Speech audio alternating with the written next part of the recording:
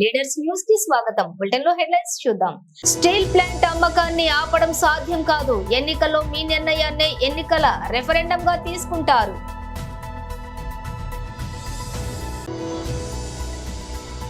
పిఠాపురం నియోజకవర్గాన్ని temple circuit గా అభివృద్ధి చేస్తాం.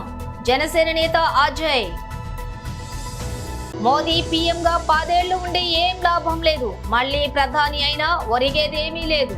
ముఖ్యమంత్రి రేవంత్ రెడ్డి. అధికారం కోసం రిజర్వేషన్లపై అసత్య ప్రచారాలతో అడ్డదారులు తొక్కుతున్న కాంగ్రెస్. శ్రీమతి తమిళసై సౌందరరాజన్. డీటెయిల్స్ చూస్తే స్టీల్ ప్లాంట్ అమ్మకాన్ని ఆపడం సాధ్యం కాదు. ఎన్నికల్లో మీ నిర్ణయాన్ని ఎన్నికల రెఫరెండం గా తీసుకుంటారు. ఎన్డీఏ గెలిచిందంటే స్టీల్ ప్లాంట్ అమ్మకాన్ని ఎవ్వరూ కూడా ఆపడం సాధ్యం కాదు. ఎందుకనంటే వాళ్ళు దీన్నే ఎన్నికల రెఫరెండంగా తీసుకుంటారు. స్టీల్ ప్లాంట్ అమ్మకానికి ప్రజలందరూ మద్దతు తెలిపారు కాబట్టి తెలుగుదేశం పార్టీ అభ్యర్థి ఎన్డీఏ అభ్యర్థి గెలిచాడు అని చెప్పుకుంటారు. ప్రతి ఒక్కరూ కూడా ఆలోచన చేసుకోమని చెప్తా ఉన్నా, ప్రతి ఒక్కరూ కూడా గుర్తుపెట్టుకోమని చెప్తా ఉన్నా ఈ అంశాన్ని. దాని తర్వాత జగన్ ఆపడానికి ఎంత ప్రయత్నం చేసినా కూడా వాళ్ళ నోట్లో నుంచి వచ్చే ఒక బాట, నీకెందుకయ్యా బాధ, వాళ్ళకు లేని బాధ నీకెందుకయ్యా బాధ, వాళ్ళు ఎన్డీఏకి ఓటు వేశారు అని అంటే, తెలుగుదేశం పార్టీకి ఓటు వేశారు అని అంటే దాని అర్థం వాళ్ళంతా స్టీల్ ప్లాంట్ అమ్మకానికి వాళ్ళంతా కూడా గ్రీన్ సిగ్నల్ ఇచ్చినట్టే కదయ్యా, నీకెందుకయ్యా బాధ అని చెప్పి ఆ తర్వాత వాళ్ళు జగన్ను కూడా అంటారు అన్న మాట ప్రతి ఒక్కరూ కూడా గుర్తుపెట్టుకోమని. పిఠాపురం నియోజకవర్గాన్ని టెంపుల్ సర్క్యూట్ గా అభివృద్ధి చేస్తాం. జనసేన నేత అజయ్. రాయవరపు వారు గ్రామస్తుల్లో పెద్దలకి, పిల్లలకి, జన సైనికులకి, వీర మహిళలకి, గ్రామస్తులందరికీ కూడా మహాలక్ష్మి గారి ఆశీస్సులు ఉండాలని, రాబోయే ఎలక్షన్లో అమ్మవారి దీవెనలతో మన నాయకుడు పవన్ కళ్యాణ్ గారికి బ్రహ్మాండమైన మెజార్టీతో మనం ఏదైతే కోరుకుంటున్నామో 1,00,000 మెజార్టీ పైన మెజార్టీతో అమ్మవారి దీవెనలతో బ్రహ్మాండమైన విజయం సాధించాలని మీ అందరి యొక్క ఈ ఉత్సాహం చూస్తే ఖచ్చితంగా కూడా రేపు రాబోయే 13వ తేదీ ఎలక్షన్లో పవన్ కళ్యాణ్ గారు అలాగే మన ఎంపీ ఉదయ్ గారు అఖండ విజయం సాధించబోతున్నారని చెప్పి ఇవాళ ఇంకొక విశేషం ఏంటంటే పిఠాపురంలో వాహనాలు కురవడం.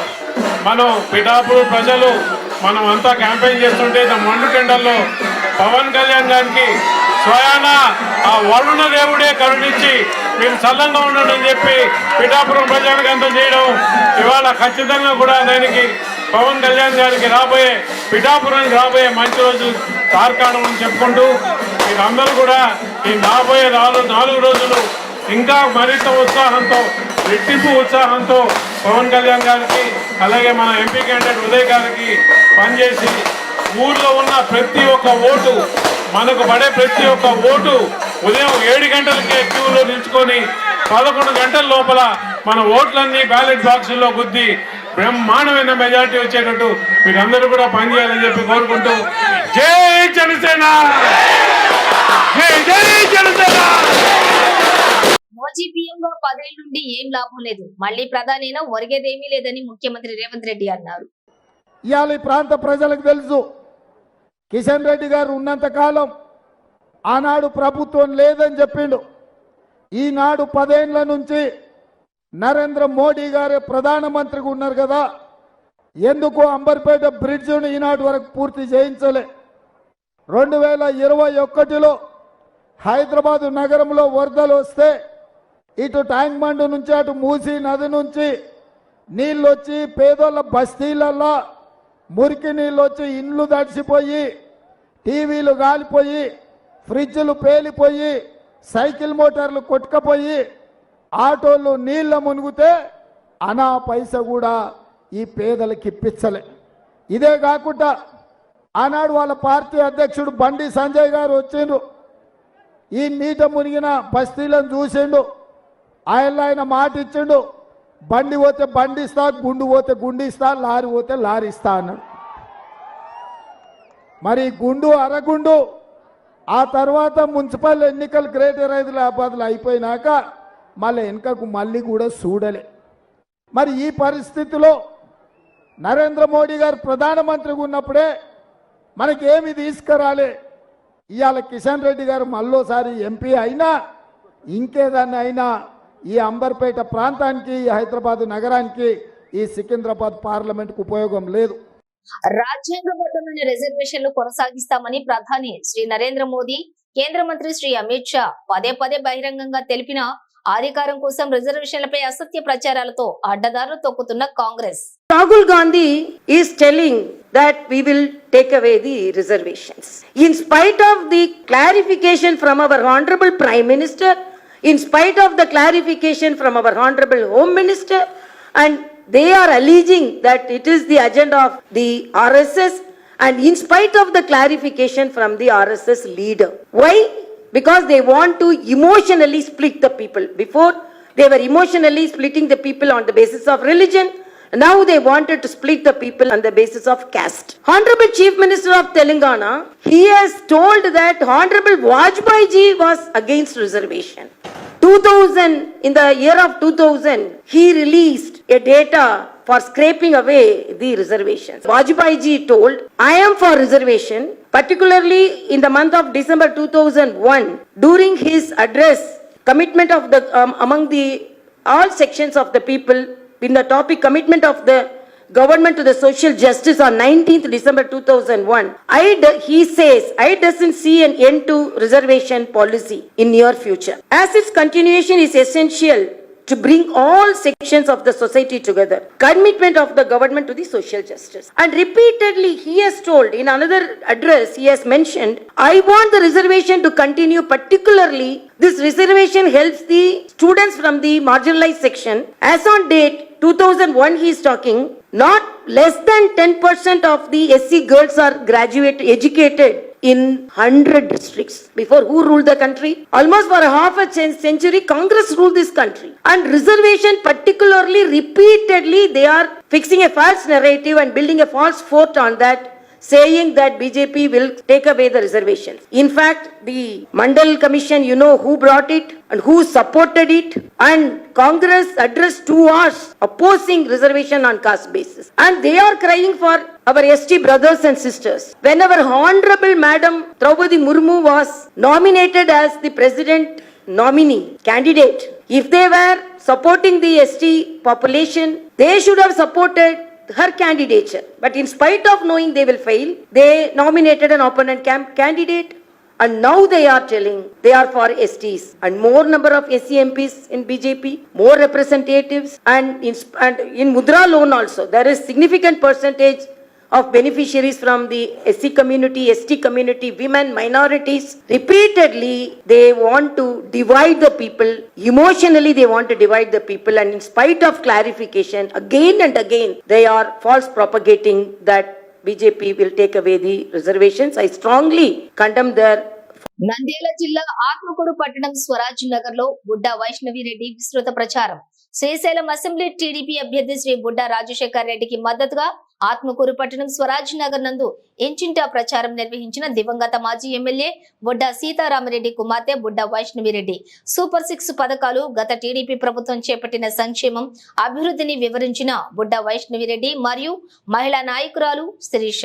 టీడీపీ అధికారంలోకి రాగానే ప్రతి ఇంటికి త్రాగునీరు, 3 గ్యాస్ సిలిండర్లు ఉచితం, జిల్లా వ్యాప్తంగా మహిళలకు ఉచిత బస్సు ప్రయాణ సౌకర్యం, 16 సంవత్సరాలు నిండిన 59 సంవత్సరాల వరకు ప్రతి మహిళకు నెల 1500 ఆర్థిక సాయం, ప్రతి విద్యార్థికి ఏడాదికి 15,000 అందిస్తామని హామీ ఇచ్చారు. బుడ్డా రాజశేఖర్ రెడ్డి నాయకత్వం వర్ధిల్లాలి, సైకిల్ గుర్తుకే ఓటి అను అంటూ నినాదాలు చేసిన తెలుగుదేశం నాయకులు, కార్యకర్తలు.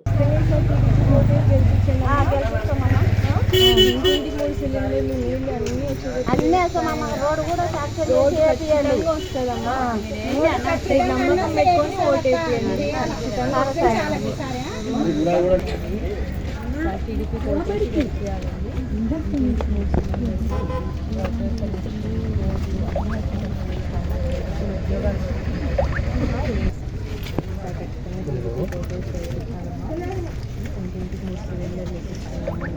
పిల్లలు ఎంతమంది ఉంటే అంతమందికి 15,000 పదివేలు పెడుతున్నాం. పెన్షన్ పెంచుతున్నాము ఆడవాళ్ళకి.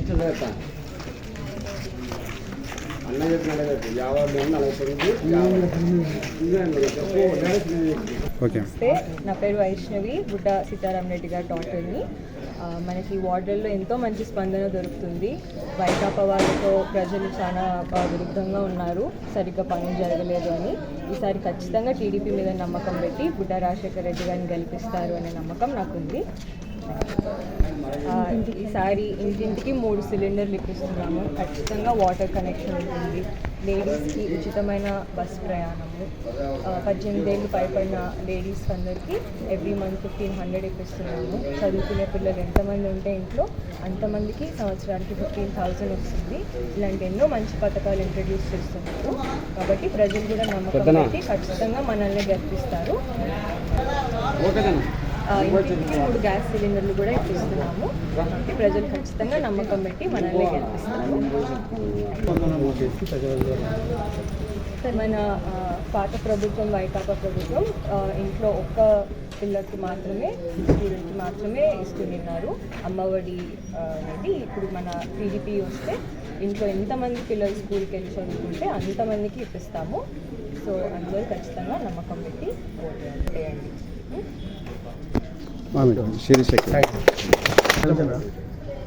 నీ పేరు చెప్పండి.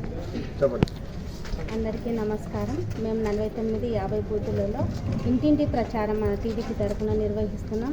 బుడ్డ రాజశేఖర రెడ్డి గారికి మద్దతుగా బుడ్డ వైష్ణవి గారు ఈ ప్రచారంలో పాల్గొనడం జరిగింది.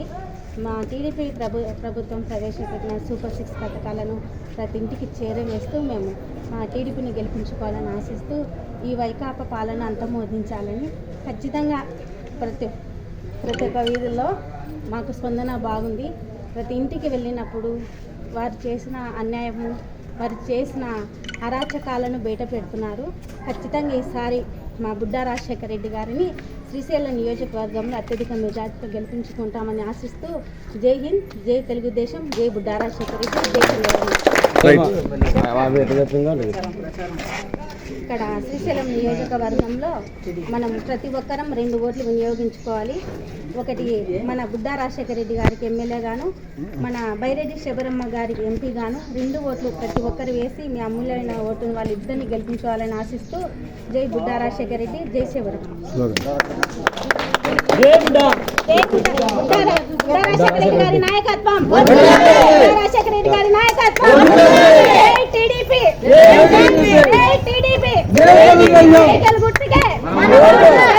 ఢిల్లీ క్యాపిటల్స్ లో జరిగిన మ్యాచ్ లో రాజస్థాన్ రాయల్స్ స్కిప్పర్ సంజు శాంసన్ వివాదాస్పద అవుట్ పై ఆ జట్టు డైరెక్టర్ కుమార సంగక్కర స్పందించారు. అలాగే రిప్లే అనేది యాంగిల్స్ పై ఆధారపడి ఉంటుందని చెప్పారు. కాలు బౌండరీ లైన్ కు టచ్ అయిందని భావించిన దానిపై నిర్ణయం తీసుకోవడం థర్డ్ అంపైర్ కు కష్టమని పేర్కొన్నారు. మ్యాచ్ కీలక సమయంలో ఉండగా అలా జరిగిందని ఆవేదన వ్యక్తం చేశాడు. మనకు ఎన్నైనా అభిప్రాయాలు ఉండొచ్చని, కానీ చివరికి థర్డ్ అంపైర్ నిర్ణయానికి కట్టుబడి ఉండాల్సిందేనని స్పష్టం చేశారు. తమ వైపు నుంచి అంపైర్లతోటి అభిప్రాయాన్ని పెంచుకున్నామని, కానీ అది సరికాదని అనిపిస్తోందని అభిప్రాయపడ్డాడు. ఏదేమైనా ఢిల్లీ బాగా ఆడిందని సంగక్కర కొనియాడారు.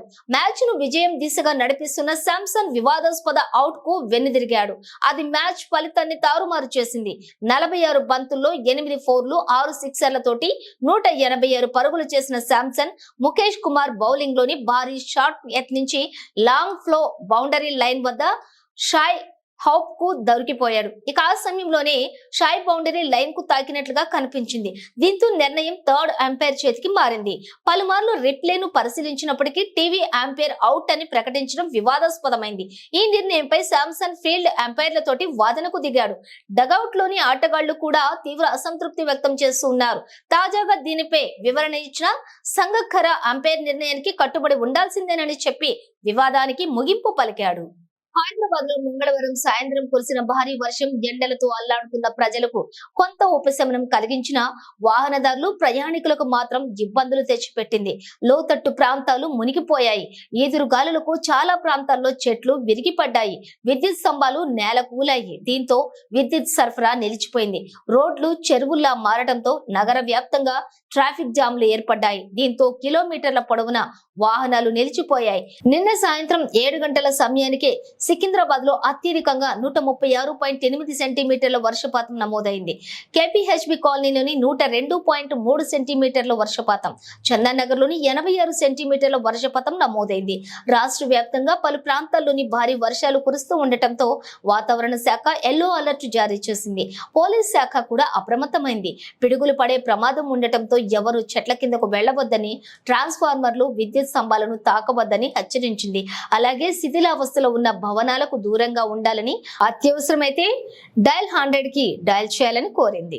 నర్సాపూర్ కాంగ్రెస్ పార్టీ క్యాంపు కార్యాలయంలో కేరళ రాష్ట్రం Chengannur MP Suresh press meet పాల్గొన్న మెదక్ జిల్లా అధ్యక్షులు ఆంజనేయులు గౌడ్, రాష్ట్ర పిసిసి అధికార ప్రతినిధి ఆవుల రాజిరెడ్డి, కేరళ రాష్ట్రం చెంగునూరు ఎంపీ సురేష్ కామెంట్స్.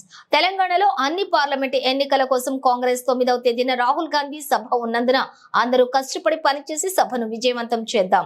మనమందరం కలిసి సభ కోసం 1,00,000 మంది హాజరయ్యే విధంగా మనం కృషి చేద్దాం. మెదక్ ఎంపీ అంటేనే కాంగ్రెస్ పార్టీకి పెద్ద సెంటిమెంట్ ఉంది. గతంలో ఇందిరాగాంధీ ఇక్కడి నుండి పోటీ చేసి గెలిచి మన దేశ ప్రధాని అయ్యారు. అందుకే కాంగ్రెస్ పార్టీ మెదక్ ఎంపీ విషయం చాలా ప్రతిష్టాత్మకంగా తీసుకుంది. కావున అందుకే రాహుల్ గాంధీ సభ కోసం అడిగిన వెంటనే ఒప్పుకున్నారు. ప్రోగ్రాం సాయంత్రం 4 గంటలకు రాహుల్ గాంధీ వచ్చి వెంటనే 5 గంటలకు తిరిగి వెళ్లిపోతారు. కావున ప్రజలందరూ కూడా 3 గంటల వరకు చేరుకోవాలని విజ్ఞప్తి. ప్రత్యేకమైన అభినందనలు, కృతజ్ఞతలు తెలుపుతున్నాం. మరి ఈ ఎన్నికల్లో ప్రచారం నిమిత్తం మొన్న 7వ తారీఖు నాడు, అంటే ఈరోజు ప్రియాంక గాంధీ గారు రావాల్సి ఉండే, కానీ రాయ్బరేలీలో తన ఎన్నికల ప్రచార కార్యక్రమాలు, వివిధ కార్యక్రమాల్లో నిమగ్నమై ఉండడం వల్ల ఆ కార్యక్రమం రద్దు కావడం, తర్వాత మళ్ళీ ఇదే కార్యక్రమం మన సభ నర్సాపూర్లో పెద్ద ఎత్తున నిర్వహించడానికి రాహుల్ గాంధీ గారు సమ్మతించడం, అది ఈ నెల 9వ తారీఖు అంటే ఎల్లుండి సాయంత్రం 4 గంటలకు జరపబడును. తను మళ్ళీ 5:30కే ఇక్కడ నుంచి వెళ్ళిపోతాడు. సరిగ్గా కరెక్ట్ 4 గంటలకు సభ స్టార్ట్ అవుతుంది. కాబట్టి శ్రేణులంతా కూడా, కాంగ్రెస్ పార్టీ శ్రేణులందరూ కూడా సమయాన్ని మాత్రం ఖచ్చితంగా పాటించాలి. ఎందుకంటే తను హెలికాప్టర్లో తిరిగి 5:30కి వెళ్ళిపోతుందంటే అప్పటి వరకు సభా కార్యక్రమం అంతా వెళ్ళిపోతారు. కాబట్టి శ్రేణులంతా 3 గంటల వరకే మరి సభా ప్రాంగణానికి రావాల్సిందిగా కాంగ్రెస్ పార్టీ శ్రేణులందరికీ కూడా తెలియజేస్తున్నాం. ఈ సభ మరి ఈ మన మెదక్ పార్లమెంట్లో ఉన్నటువంటి 4 కాన్స్టిట్యున్సీలు, ముఖ్యంగా ఎక్కువగా దాదాపుగా సగం మంది మన నర్సాపూర్ నుంచే రావడం జరుగుతుంది. మళ్ళీ నెక్స్ట్ వచ్చి మెదక్, సంగారెడ్డి, పట్టించేరు నుంచి ఆ తర్వాత పెద్ద ఎత్తున వస్తారు. కొద్ది శాతం సిద్దిపేట, గజ్వేల్, దుబ్బాక నుంచి కొద్ది మొత్తంలో వస్తారు.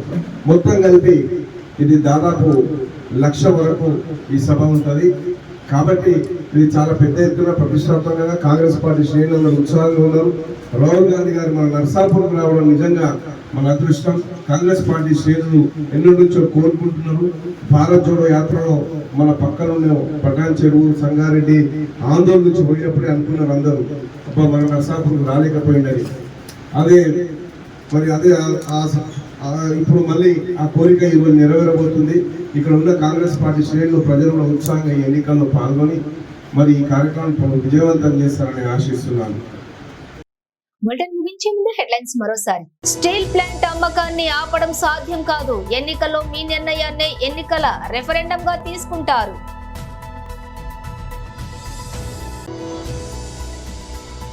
పిఠాపురం నియోజకవర్గాన్ని టెంపుల్ సర్క్యూట్ గా అభివృద్ధి చేస్తాం. జనసేన నేత అజయ్.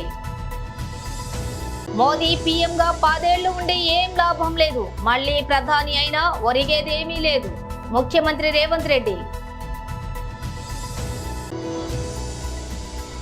అధికారం కోసం రిజర్వేషన్లపై అసత్య ప్రచారాలతో అడ్డదారులు తొక్కుతున్న కాంగ్రెస్, శ్రీమతి తమిళసై సౌందరరాజన్. ఇవి బులెటిన్ విశేషాలు. మరో బులెటిన్ తో మళ్ళీ కలుద్దాం.